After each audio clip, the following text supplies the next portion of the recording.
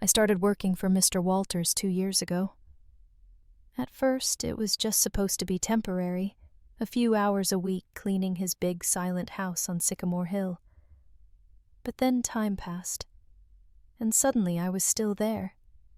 Same routine, same silence, same man. I was 25 when I took the job. Jamie had just turned 3. We had just moved to this small Oregon town after a messy year in Phoenix, too many broken promises, too many nights where dinner was crackers and orange juice. I didn't want to raise my son around people who couldn't remember his birthday or where we lived, so we packed up and left. Sycamore Hill sat on the edge of town like it didn't want to belong to anyone. The house was old, but it had good bones. Just like Mr. Walters, I guess. He was in his 60s, maybe older. A widower, retired military. He never said much, just nodded when I came in and left an envelope with my name on the kitchen counter every other Friday. He didn't smile, didn't frown, just existed like the walls around him. I never called him Frank, even though he told me I could. It didn't feel right. He was too formal for that, too contained. He wore pressed shirts every day, even when he wasn't going anywhere, and he always stood when I entered a room, even if he didn't say anything. That small act told me he hadn't forgotten how to be decent. My job was simple: clean the house, wash the linens, keep the windows streak-free.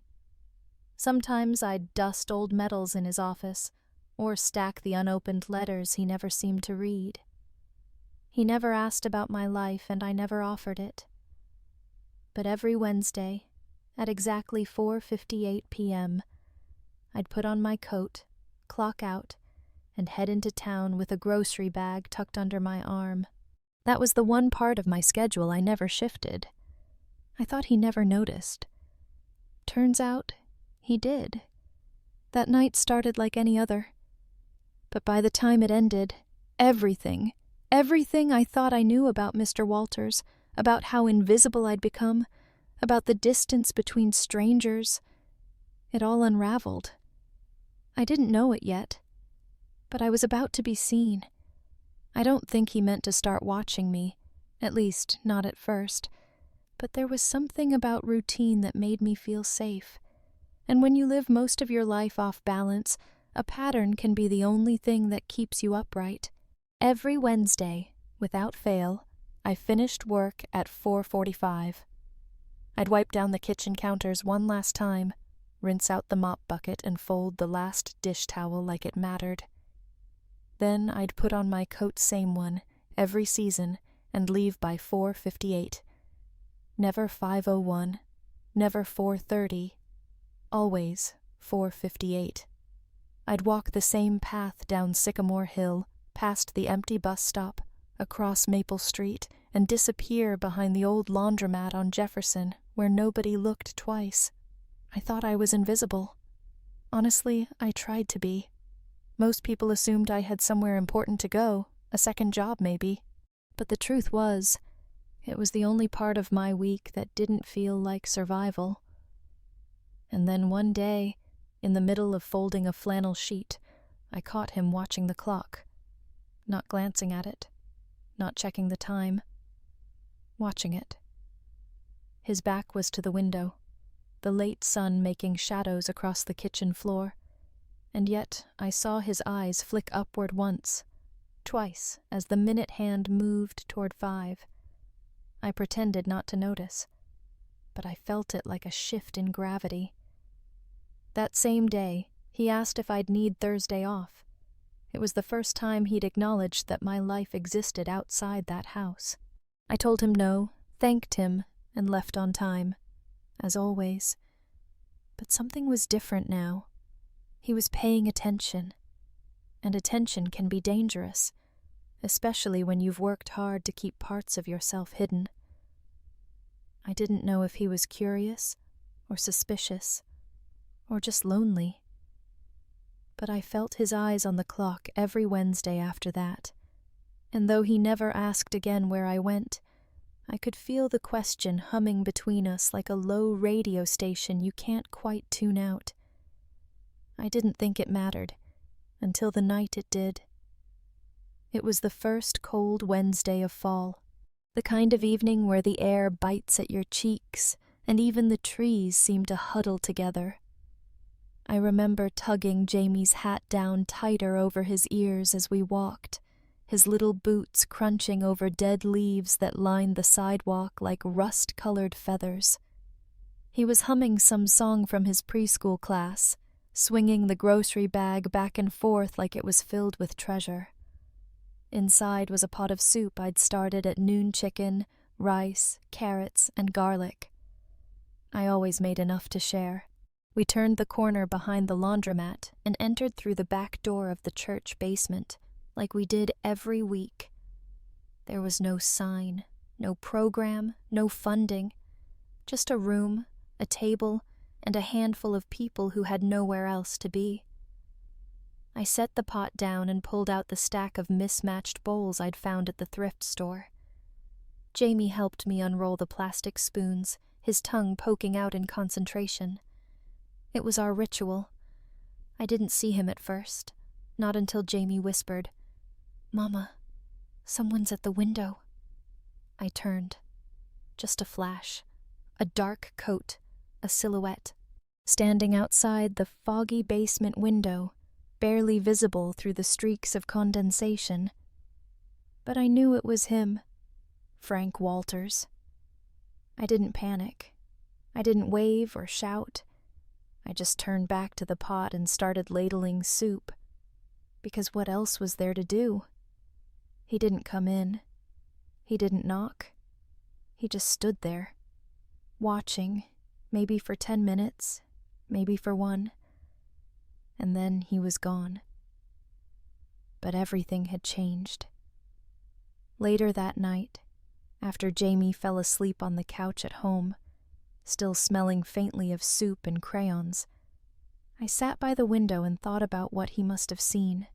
A tired young woman serving food to strangers, a boy with second-hand boots passing out napkins, a room full of people who'd fallen through the cracks. No announcements, no donations, just quiet kindness. Maybe he saw more than I wanted him to. Maybe he saw the truth of me. For the first time in a long while, I wasn't sure if that was good or bad. The next morning, I expected silence.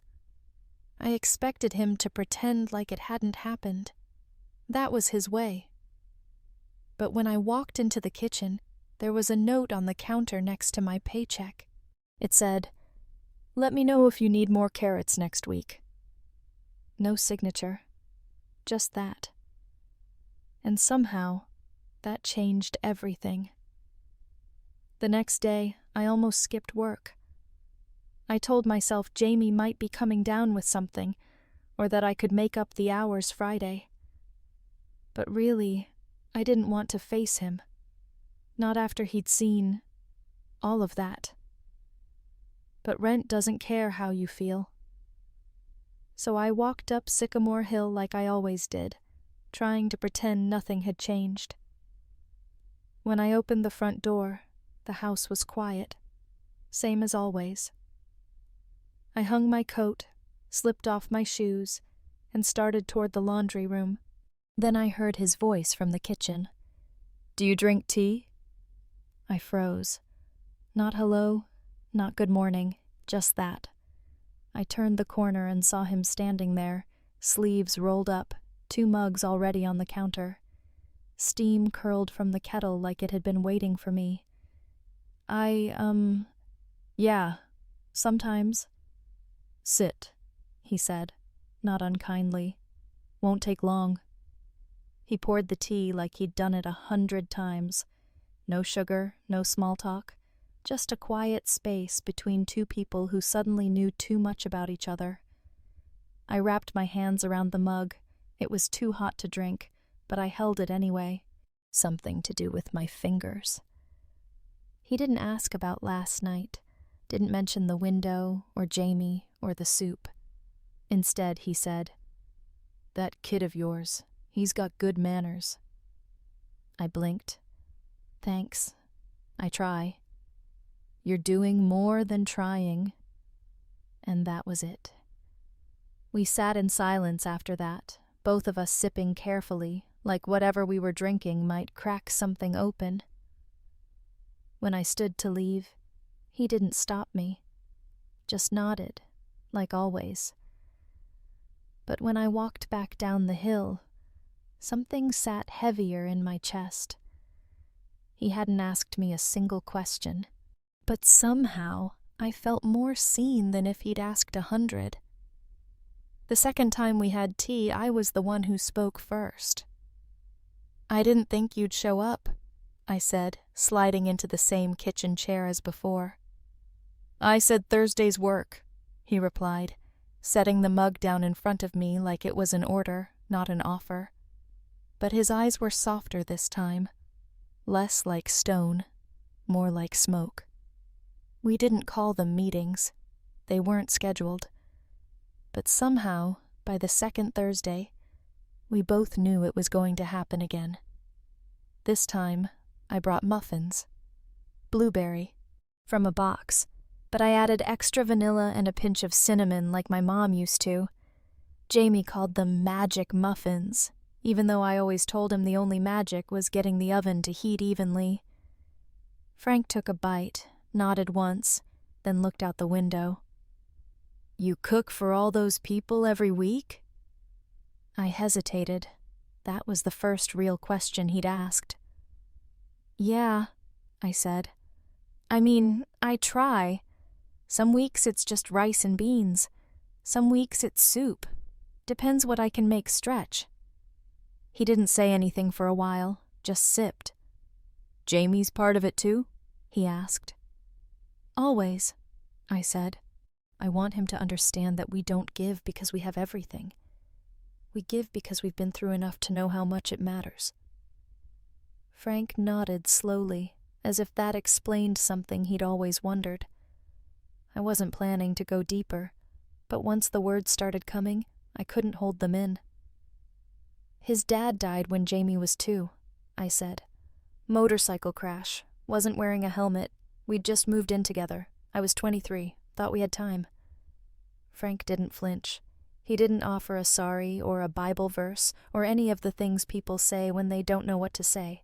He just looked at me and said, "And now you show up, every day." I smiled, a little bitter. That's the job. No, he said. That's who you are.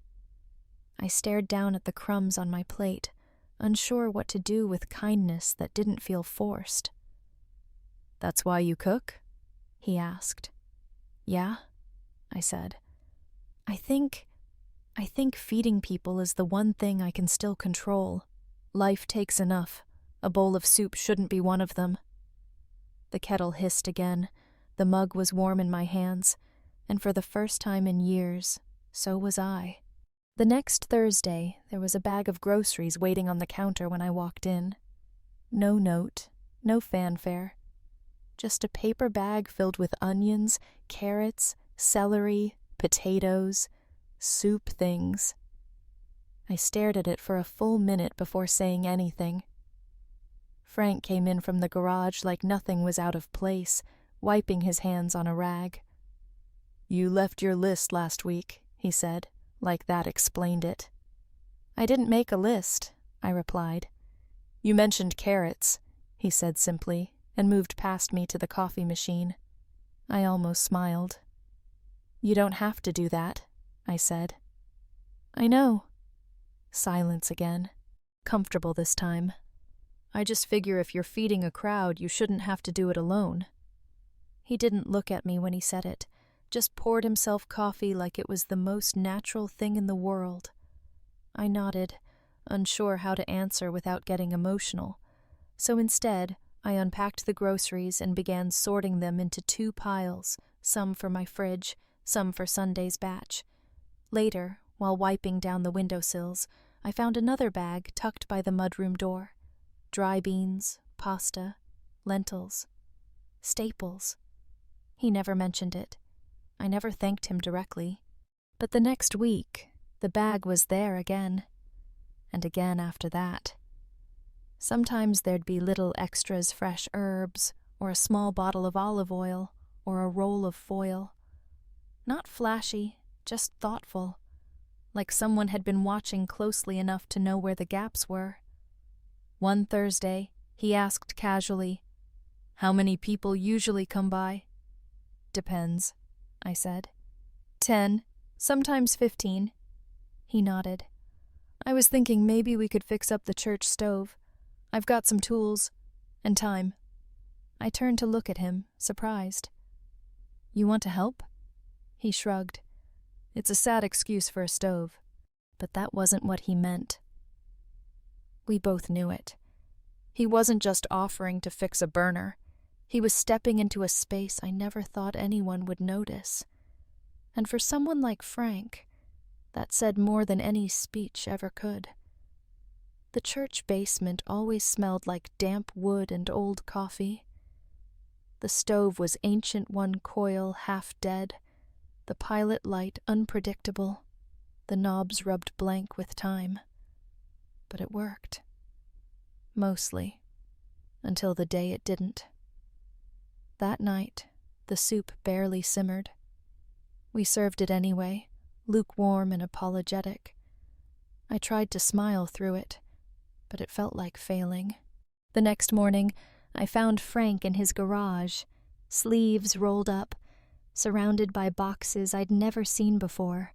Extension cords, a boxed convection unit, copper pipe, a brand new kitchen hood still wrapped in plastic. He didn't say anything when I walked in. "You're fixing the stove?"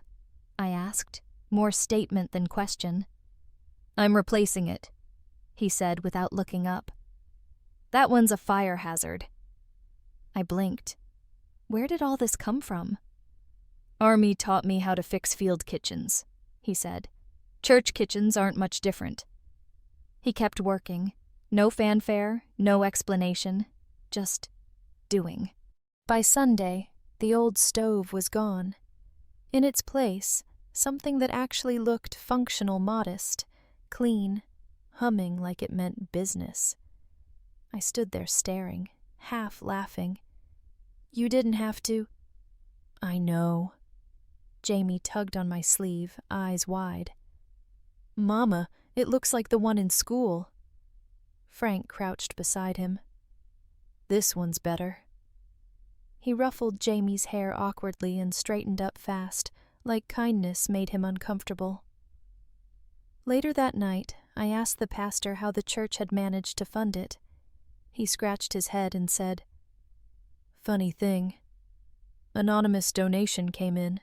Covered the stove, hood, even the electrician. No idea who."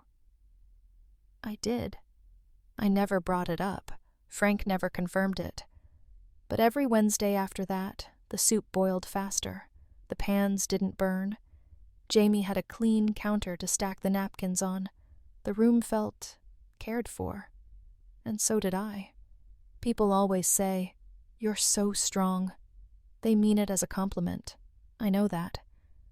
But sometimes it sounds like a sentence. Like there's no other option. Like breaking down isn't allowed. The year Jamie was born was the year everything else collapsed. I was a junior in college, studying early childhood education. The plan was clear: finish school, get certified, teach somewhere quiet, maybe open a small learning center one day. I was never one for big dreams, just stable ones. Then I met Ryan. He wasn't the type of guy I was supposed to fall for. Tattooed, rode a motorcycle, didn't own a calendar. But he had this reckless kind of warmth, the kind that made you feel seen, even on your worst days. We moved in together fast. Too fast. I was pregnant before I'd even memorized his middle name. We both panicked at first. Then we bought a crib, and it felt like hope again.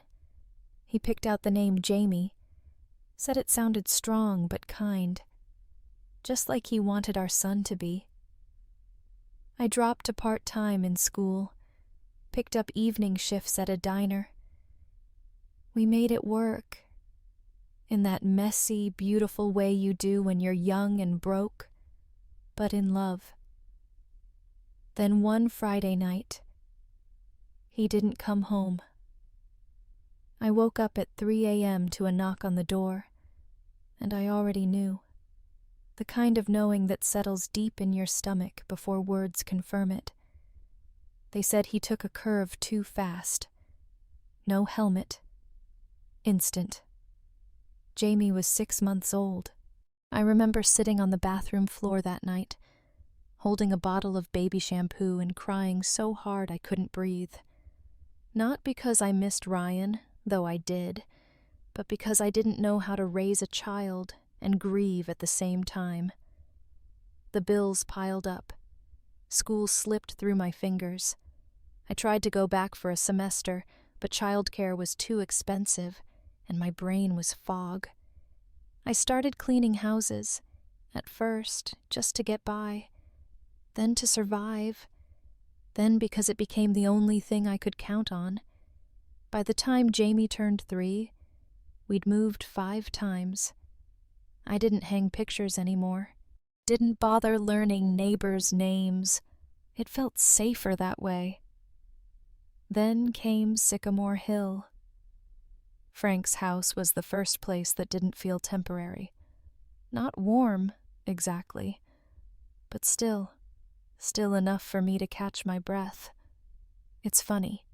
You spend years thinking your story's behind you, but sometimes all it takes is a new stove and an old man watching the way you stir soup to remind you you're still becoming someone. Jamie loved soup night. He called it the sharing place.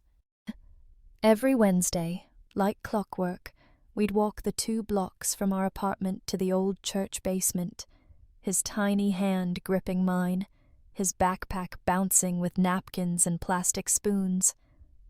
I tried to make it feel like an adventure. I didn't want him growing up thinking kindness was a burden. I wanted him to see it the way I was finally starting to like a form of quiet power. He took his job seriously, unrolling napkins one by one, stacking them into little triangles, handing out juice boxes like they were sacred gifts. The people adored him, especially Mr. Cal, an older man who used to teach math before his wife died and he stopped going home. "Your boy's got a good heart," he told me once. "Don't let the world wear it out." That night, I noticed something strange. Jamie nudged me while I was stirring a pot of lentil stew. "Mama, he's back." I turned toward the stairs. Frank was standing just outside the doorway to the basement. Not in the room, not at the table, just at the edge, like a shadow trying not to disturb the light. He stood there with his hands behind his back, eyes scanning the room, taking it in like a battlefield he couldn't enter. He never spoke, never waved, just watched. Every week after that, he was there. Same spot, same stance, never more than 5 minutes, never less than 2. Sometimes I caught his eye. He never looked away. At first, I felt exposed, like I was under inspection. But after a while, it started to feel like something else. Presence, not performative, not possessive, just constant. It was the kind of watching that didn't demand anything, that didn't interrupt or explain itself. The kind that says, "I see what you're doing, and I think it matters." Jamie would smile at him every time, a quick wave with a juice box in hand. Frank always nodded back one small, stiff movement, as if anything more would be too much. I never asked why he didn't come down, and he never asked why I kept showing up. But I think we both understood. Some walls don't fall with words. They soften, piece by piece, just by being seen and not judged for who you really are. The first whisper came from the cashier at the corner store. She didn't say it directly, just gave me a look when I placed 2 cans of tomato paste and a jar of smoked paprika on the counter. Then she smiled tight and said, "Mr. Walters has good taste. You must be cooking for him now, too?" It was the way she said too that made my stomach shift. By the next week, it wasn't whispers anymore. At the playground, a mom I barely knew leaned over and asked, "So, you and the Colonel? That's what folks call him, right?" I blinked. "What?" "Oh, don't be shy. Everyone's saying you're the reason he's funding the church kitchen. It's sweet, really, like a movie." I didn't answer. Just called Jamie and walked away before she could add a bow to her story. But it was already spreading. Suddenly, I wasn't the girl who handed out soup with her son. I was that young housekeeper with the old man on Sycamore Hill. They said I was charming him. Said the only reason that kitchen got fixed was because I smiled the right way, stirred soup with the right rhythm, wore jeans that still fit.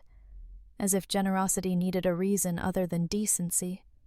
Frank never mentioned it, but I noticed the difference. The people who used to nod politely when I walked into church now kept their eyes on their hymnals. The pastor stopped asking if I needed anything, and one Thursday, the building manager handed me a typed notice. All unofficial food service must be paused pending review. They called it safety protocol, but I knew what it really was. Suspicion. A woman my age, around a man like Frank? It didn't matter what we were actually doing. People already decided what made sense to them. I told myself it would pass. But later that night, when Jamie asked, "Mama, are we in trouble?" I realized it wasn't about me anymore. It never really was. And maybe that's when I decided something I couldn't take back. The next morning, I left my keys to Frank's house on the kitchen counter. No note. Just silence, my version of surrender. The notice went up on a Monday, typed, laminated, taped crooked to the back entrance of the church basement. Due to maintenance and program review, the fellowship hall will be temporarily closed until further notice. We apologize for the inconvenience. No one signed it, but I knew who'd pushed for it. The same people who smiled thin when I passed them in the grocery aisle, the same ones who turned our Wednesday soup night into a scandal no one would say out loud. They didn't need to accuse us of anything, they just needed to make it look like something. Frank didn't say much when I told him, just stared at the note I pulled from my pocket, the corner soft with wear. Then he said, "They ever shut that place down when old Mrs. Patterson hosted bridge club with 4 crockpots and no permits?" I gave a sad laugh. Guess soup's more dangerous when I'm the one stirring it. We didn't talk after that. He stayed quiet. I stayed gone. That Wednesday, Jamie kept asking why we weren't going to the church. "Is it because of the stove?" he asked, pulling at his backpack straps. "No," I said. "The stove's fine." He looked at me with those big brown eyes, the ones he got from his dad. "Then why?" "Because kindness makes people uncomfortable when it doesn't come with a uniform. Because an old man helping a young woman can't be just that. Because people would rather believe in gossip than grace." I didn't say any of that. I just said, "Sometimes people forget what matters." That night, Jamie set 2 paper bowls on our kitchen table, one in front of his seat, and one at the empty chair we kept for guests who never came. He poured water into both. "I'm pretending it's soup," he said. I couldn't stop the tears then. Not for me, not even for him, but for the quiet room where 15 people no longer sat, where warmth had once spilled from a single pot and made strangers feel like maybe, just maybe, they belonged somewhere again. And now? The doors were locked, and the silence was back. I didn't quit out loud. There was no scene, no confrontation, just a quiet morning, a folded note, and a key left where I knew he'd find it. On the windowsill above the sink, our unofficial meeting place. I told myself it was the right thing. The only thing. People had already made up their minds about us. Every hour I spent in that house felt heavier, like I was dragging both our reputations behind me. And Jamie, he was starting to hear things at school. Little comments. Kids repeat what they hear at home. I couldn't let that happen. Not again. So I stepped back. Out of the kitchen. Out of the story. I took extra shifts at the laundromat. Cleaned offices at night. Anything to make rent and keep my head down. Weeks passed. I avoided Sycamore Hill. Jamie stopped asking why. Kids adapt faster than adults do. Then one Tuesday, a letter came. No return address. Just my name on the front, in the kind of handwriting people used when they were taught penmanship in wartime. Inside was a single page, folded twice. May, I've learned a few things in my life, most of them the hard way. I've learned that silence can be louder than shouting, and that standing still is sometimes more meaningful than running towards something. I've also learned that it's possible to miss someone even when you never really knew them. I never asked much about your life. You didn't offer, and I respected that. But I saw the way your boy watched you, like you hung the moon. I saw the way you stirred soup with your whole body, like you were praying over every bite. I saw what it cost you to keep showing up. And you still did. I don't care what they say. Let them whisper. Let them guess. I'm too old to need their permission. But I understand why you left. This house is quieter now, but it's not empty, because you left something behind in the way you moved through it, with purpose and care and grace when no one was watching. If you ever want to come back, not to work, not to explain, just to sit, I'll leave the porch light on. No questions. Just tea. F. I read it twice, then 3 more times. Jamie found me at the kitchen table, eyes red, letter folded in my hand. Was it from the Colonel? He asked. I nodded. Is he mad? No, I whispered.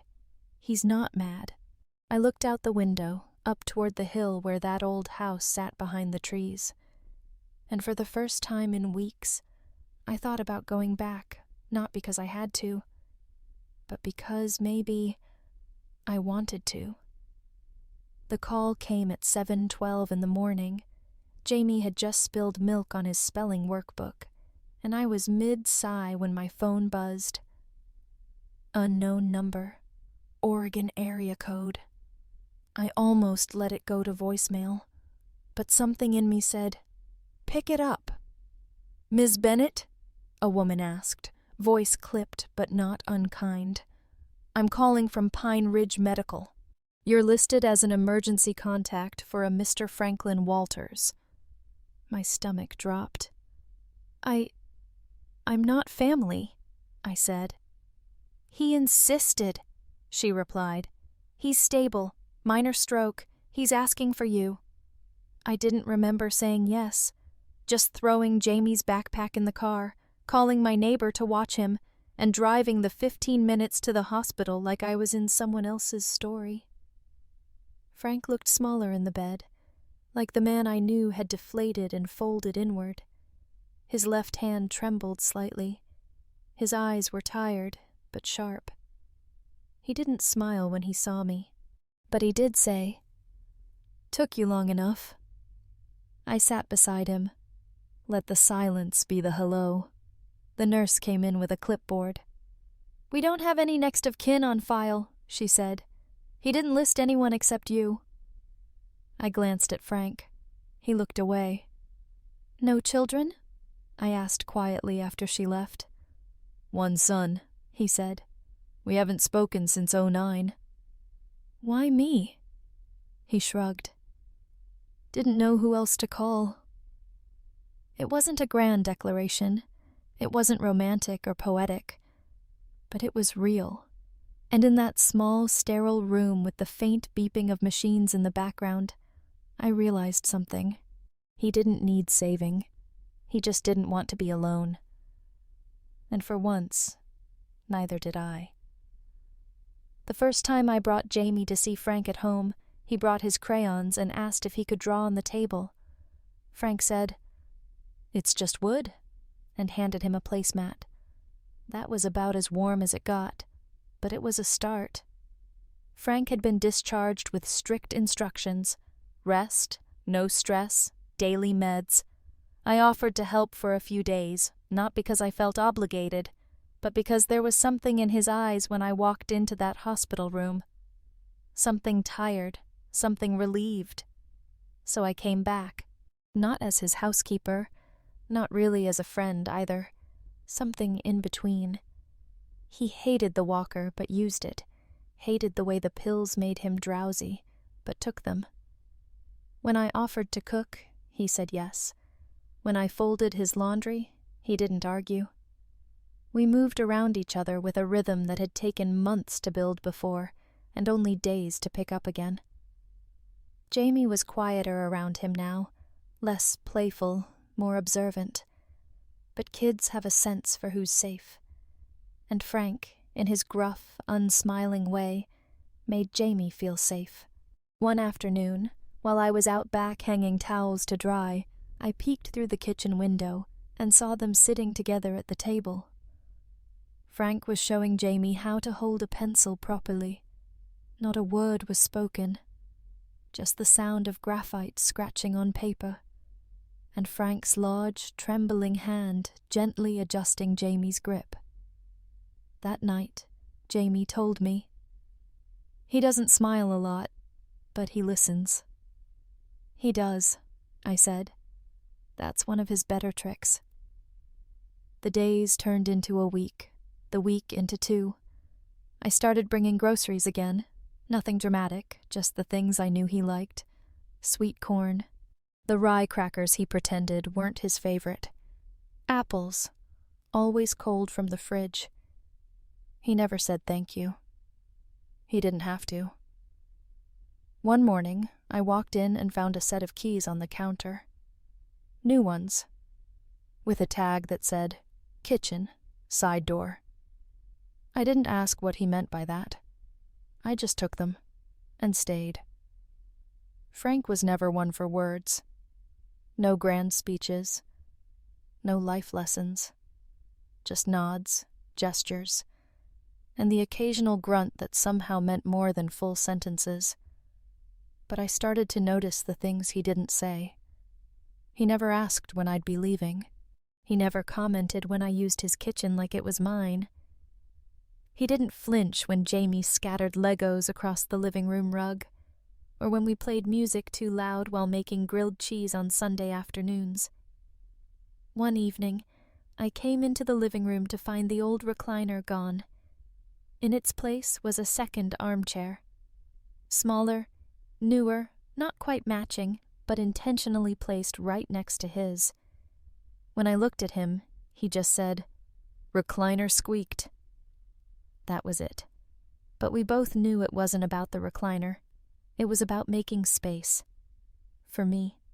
For Jamie. For something that wasn't just survival anymore.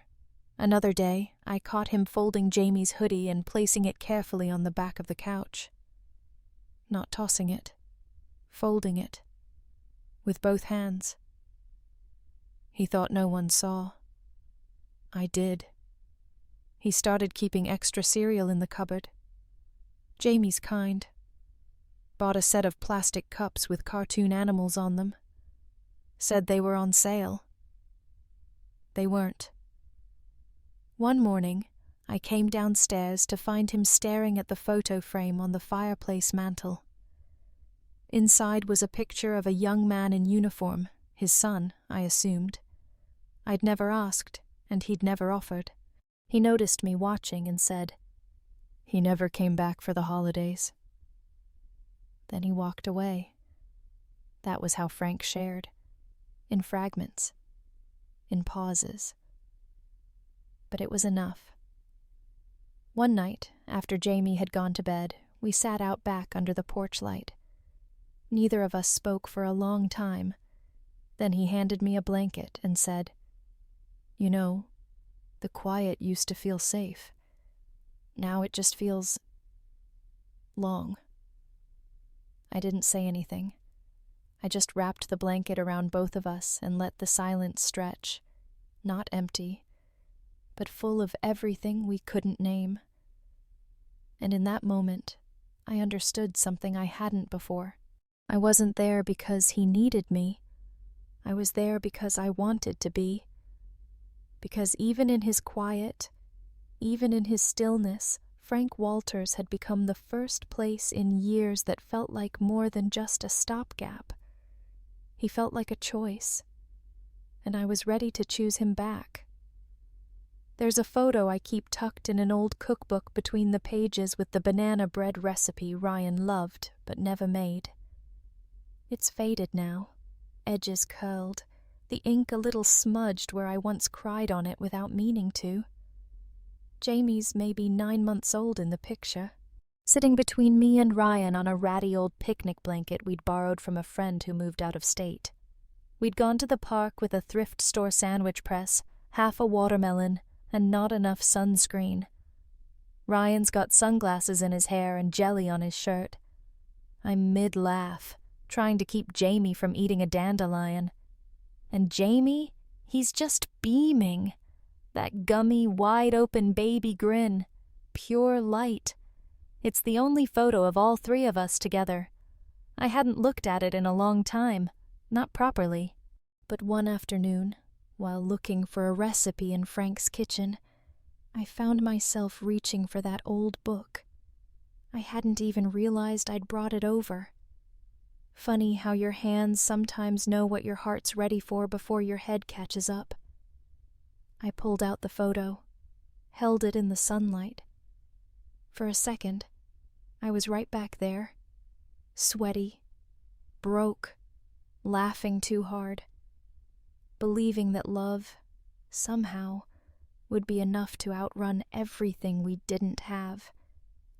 It wasn't, but that moment was real, and that matters. I didn't notice Frank behind me until he cleared his throat. "Is that your boy?" he asked, nodding toward the picture. I turned the frame toward him. "That's Jamie. That's Ryan, his dad." Frank didn't ask what happened. He just looked at it for a long time, then said quietly, "He looks like you." I almost said no. He looks like Ryan, but then I realized maybe he looks like both of us. Maybe he looks like hope we held for a while and had to let go. I slipped the photo back in the book, between pages 38 and 39. I didn't cry. I just stood there with a small ache in my chest and the strange warmth of knowing that grief, when shared even silently, hurts a little less. It took me a few days to notice. The kitchen had always been Frank's domain. Clean, orderly, practical. Every spice in alphabetical order. Every drawer labeled. The kind of kitchen where nothing changed unless there was a reason. But that Friday, as I was prepping vegetables for stew, something on the far wall caught my eye. It was a new picture frame. Simple black wood, matte finish, hung just above the light switch near the pantry. I wiped my hands on a towel and stepped closer. And there it was. The photo. Our photo. Me, Ryan, and Jamie on that old blanket, squinting into the sun, laughing, messy, whole. I stared at it for a long time. He hadn't cropped it. hadn't centered just Jamie. He'd framed the whole thing. All of us. Even Ryan. Even that part of me. The part most people politely ignored. I turned around, unsure what to say. Frank wasn't in the kitchen, but his mug was on the table, still steaming. He'd done this on purpose. Left it for me to find. That was his way. I found him in the garage later, organizing a box of wires like it mattered. "You hung it," I said. He didn't look up. Didn't seem right leaving it in a book. I waited. "It's your kitchen now, too," he added, almost too quiet to hear. Those 6 words hit harder than any apology ever could. He didn't ask if it was okay, didn't make it sentimental, just made space. Not for the version of me that cleaned his counters and poured his tea, but for the version with history, with pain, with a love lost and a child to raise and a photo that used to hurt too much to look at. "I didn't think anyone would ever frame that," I said. He shrugged. "Seemed like a good picture." And that was that. But from that day on, whenever I cooked in that kitchen, I'd glance at the photo. Not every time. Just enough. It reminded me that my life didn't start over when I walked into Frank's house. It carried forward with all its dents, all its color, all its weight, and now it hung right there on the wall, not hidden, not forgotten, but seen. It came in the mail on a Tuesday afternoon, a plain white envelope from the town council with the words "Kitchen clearance approved" stamped in bold across the top. I held it like it might disappear. The church basement was officially reopened. Permits in place, sign-offs secured. The stove Frank had installed now had a sticker on it that said certified. He chuckled when I showed him. All it took was 6 forms, 4 inspections, and 3 people deciding not to care where the carrots came from. We celebrated with grilled cheese sandwiches and too much butter. That weekend, Jamie brought home a drawing from school. Crayons on construction paper, folded in quarters and smudged with lunch stains. He handed it to Frank like it was a diploma. "I made this for you," he said. Frank unfolded it slowly. It was a picture of the church kitchen, bright yellow walls, pots steaming on the stove. And right in the middle stood a tall figure with silver hair, holding a giant soup ladle like a sword.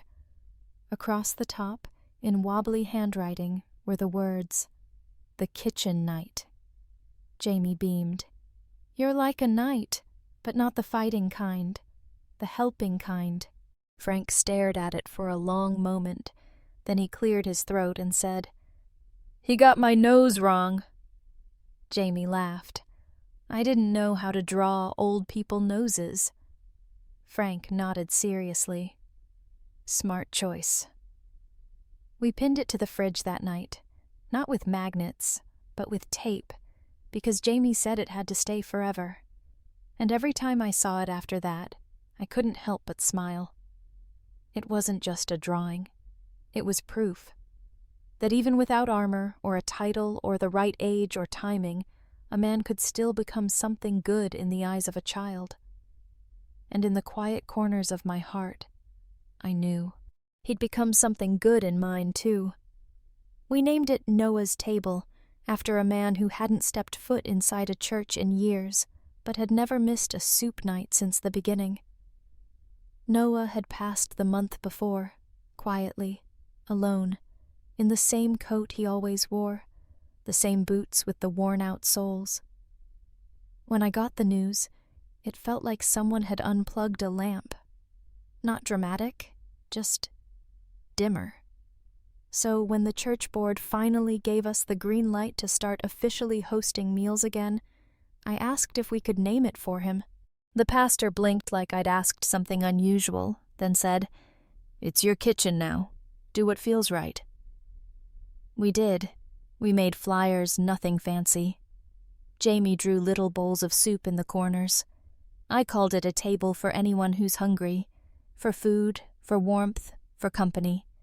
Frank didn't say much about it, but the night before, he stayed up late sanding the wooden bench by the entrance, muttering that people shouldn't sit on splinters.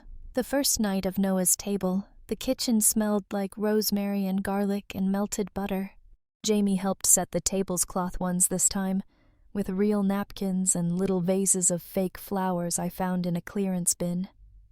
By 6 o'clock, the basement was full. Not just the regulars. Mr. Cal, Ruth with the oxygen tank, the quiet veteran who always gave his bread to someone else, but new faces, too. Families, teens, an elderly couple who lived 3 blocks down and said they'd always wondered what was going on in this old place. Frank stood by the door, not saying much, just nodding as people came in, watching the room fill like someone checking troop formation. He didn't need to say anything. He was the reason that stove worked, the reason that door was open. Everyone knew it, even if he'd never admit it. Midway through the night, Jamie grabbed the ladle from me and whispered, "Can I serve Mr. Frank?" He walked over, bowl in hand, and said, "You built this, right?" Frank looked down at him, one eyebrow raised. "Built what?" "This whole place. Mama makes the soup, but you made the space. That's big." Frank blinked once, then took the bowl with both hands. "That's teamwork," he said. Jamie grinned.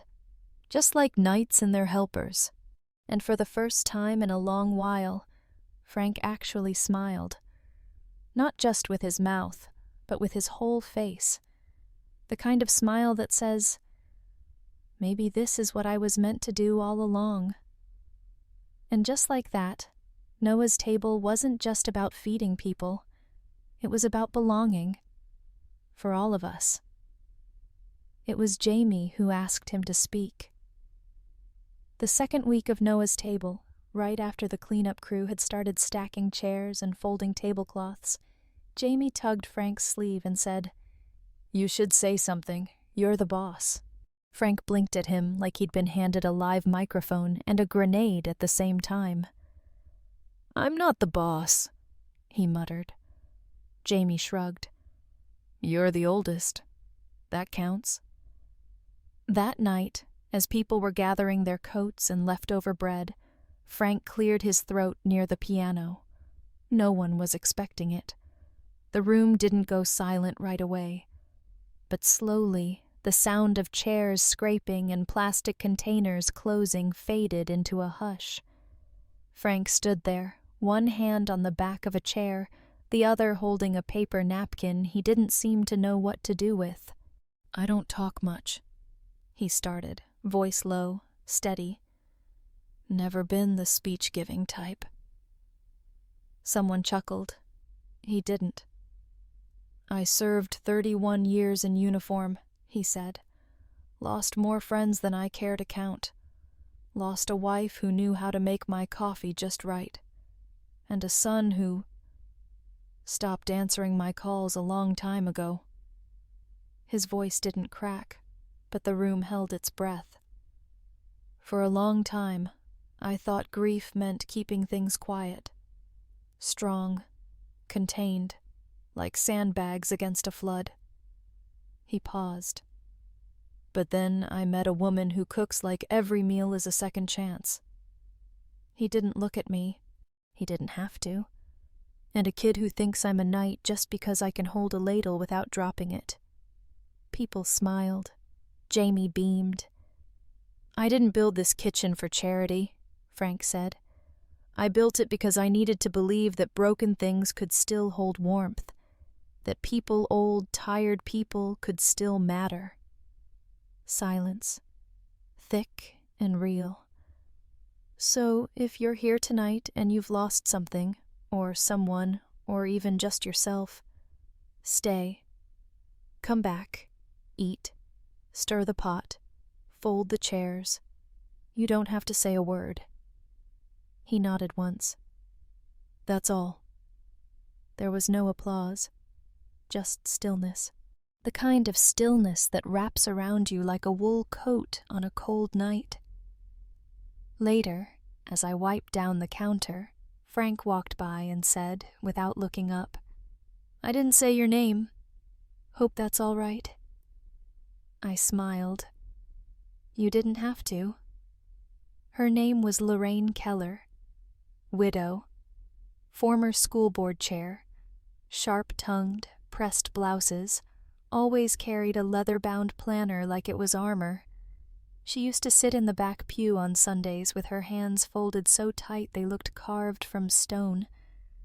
I'd seen her in the early days at soup nights, always standing, never eating, watching, measuring. So when she showed up one Thursday afternoon, heels clicking down the church basement stairs like a metronome, I braced myself. She was holding a folder.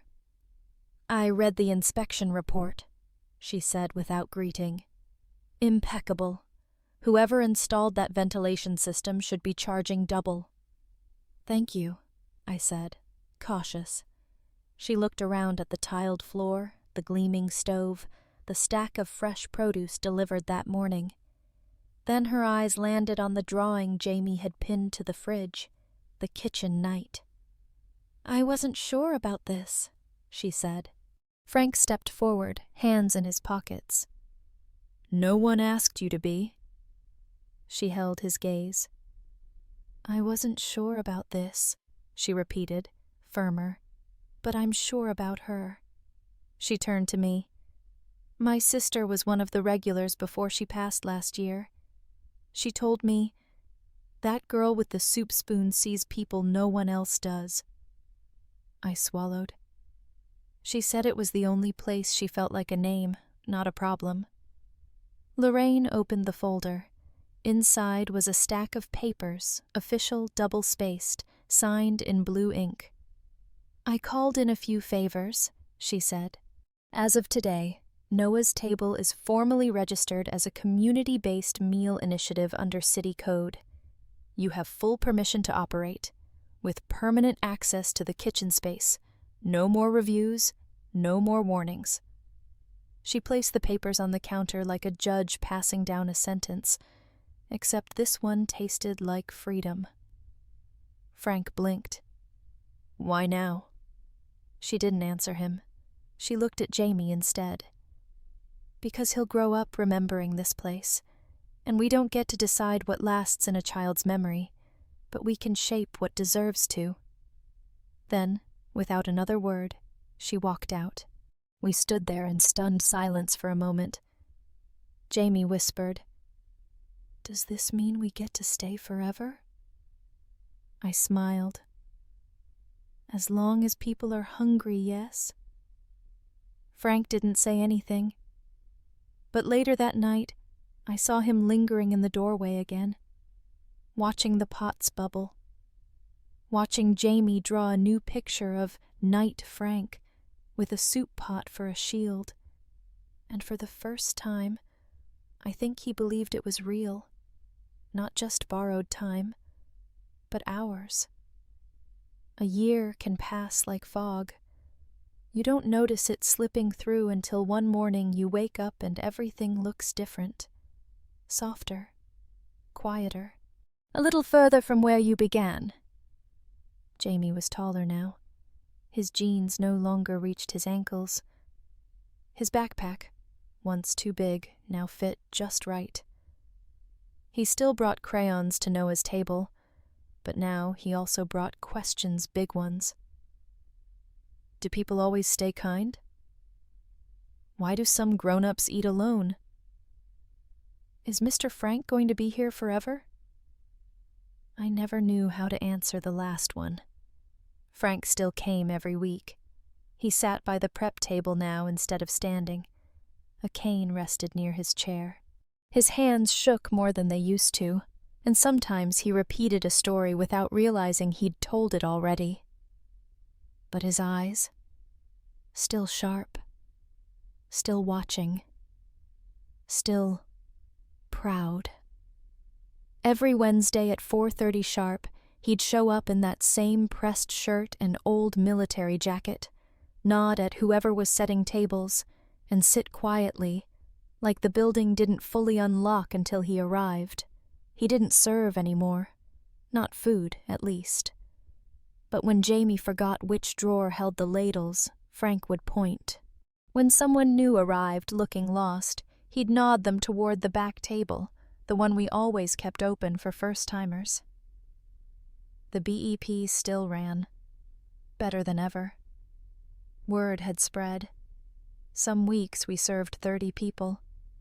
A woman from the local paper wrote a feature calling it "A Quiet Miracle in a Quiet Town." Frank cut the article out, folded it into his wallet like it was a secret he wanted to protect. Jamie started calling it Home Number 2. Not the building, not the program, the room. "This is where people become nicer," he said once. "They don't even know they're doing it." I watched him hand soup to a teenager with headphones and a bruised lip. No judgment, just warmth. Maybe that's what happens when kids grow up around something good. It gets into their bones. And maybe that's what was happening to me too. The grief never left, but it softened. The edges weren't as sharp. Some nights I still caught myself reaching for my old photo like a reflex. But more often, I found myself reaching for Frank's hand instead. It had grown colder these past few months, in the room, and in him. His steps slower, his voice raspier. But he was still there, still showing up, still choosing us. And that was a kind of love I'd never known before. Frank passed on a Sunday morning. Peacefully, they said. I got the call just after breakfast. The nurse who'd been checking in on him twice a week said he'd gone quietly, sitting in his recliner by the window with a cup of tea still warm beside him and Jamie's latest drawing resting on his lap. I drove to his house alone. Jamie stayed with the neighbors. I couldn't bring myself to bring him, not yet. The living room looked untouched, shoes still neatly aligned by the door. A half-finished crossword puzzle on the arm of the couch, the photo of me, Ryan, and baby Jamie still hanging in the kitchen. But the house felt still, like it had exhaled something it had been holding on to for too long. On the dining table, next to a tin of mints and his glasses, was a letter. My name written in blocky, uneven handwriting. I sat down before I opened it. May, I never liked long goodbyes. So if you're reading this, know I went how I wanted. Quiet, clean, no fuss. You gave me more than kindness. You gave me purpose. You and that kid of yours reminded me what it feels like to be useful again. To be seen, not just remembered. I know you'll keep the kitchen going. That part doesn't worry me. What does worry me is this. Don't let the world talk you out of the good you carry. Not everyone will understand it, but those who need it will feel it. The ladle's yours now. And don't argue. I labeled it on the back just in case. Tell Jamie I kept every single one of his drawings in the drawer under the radio, even the one where he gave me a mustache I don't have. Keep stirring, May. There's still a lot of people out there who don't know they're hungry until someone gives them a place to sit. Frank, I didn't cry right away. I sat there, holding that note like it might dissolve, and I whispered, "Thank you," to the empty room.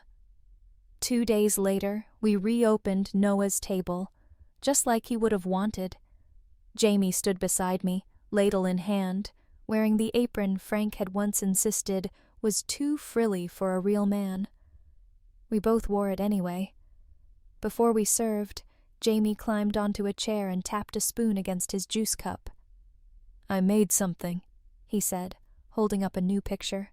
It showed Frank, standing tall in the kitchen, soup ladle raised like a torch.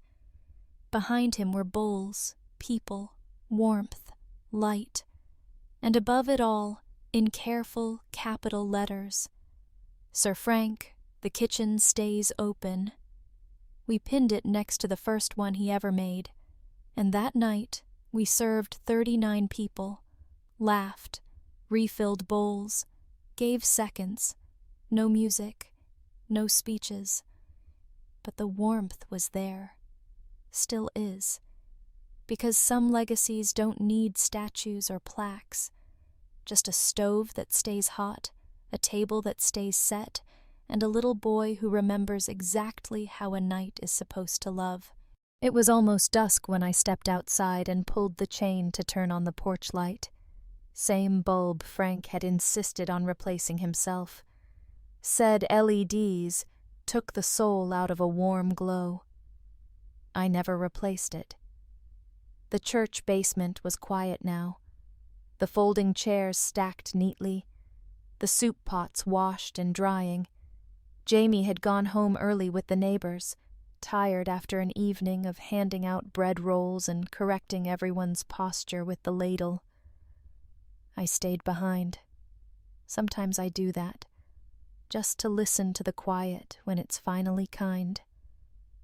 We'd served 44 people tonight. One woman cried over tomato bisque and said it reminded her of the last meal her sister ever made. A teenage boy stayed late to help sweep and didn't ask for anything in return. A man I'd never seen before came in with shoes 2 sizes too big and left with a to-go bag and a smile so small it barely showed, but I saw it. These were Frank's people, and now, I guess they're mine. I stepped out to the old wooden door that led to the alley, the side entrance our entrance, the one Frank had a key made for me, long before I realized what it meant. Above the door, hung by 2 small nails, was a new sign Jamie and I made that morning. Simple wood, hand-carved letters burned in dark. For those we still remember. We debated painting it. In the end, we left it bare, the way Frank probably would have preferred it. Solid, quiet, honest.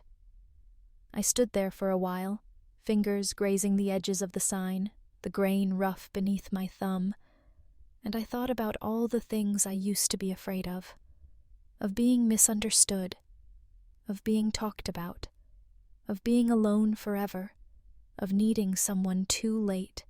But standing there under the porch light he left for me, I knew this wasn't a story about fear. It was a story about staying, about choosing to stay, even when it's easier to leave. Frank once asked me, "If I were someone else, poorer, younger, different, would you have stayed?" I never answered out loud. But maybe this, all of it, is my answer. He wasn't someone else, and I stayed anyway, because what he gave wasn't youth or ease or charm. It was quiet loyalty. A chair pulled out, a photo framed, a ladle passed down, a space made wide enough for grief, for joy, for soup, for second chances. I looked up at the sign once more. The wood was already catching the last bit of sun, and in the hush of that golden hour, with the door behind me and the whole long night ahead, I let myself whisper what I'd never dared say to his face. A promise, a prayer, a thank you. I remember you.